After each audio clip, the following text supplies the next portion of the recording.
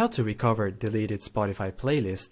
Hello everybody and welcome to this video where I'm going to show you exactly how to recover deleted Spotify playlist, but make sure that you watch this video until the very end so that you don't make any mistakes in this process. What we need to do first is to head into spotify.com on the computer, and then I need to log into my account on Spotify.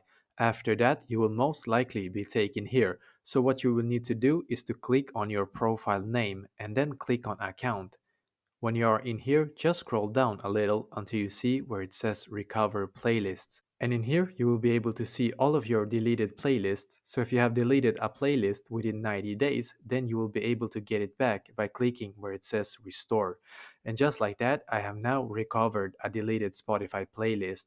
If this helped you out, then I would appreciate if you could leave a like on this video, comment if you have any questions, and I will do my very best to try to help you.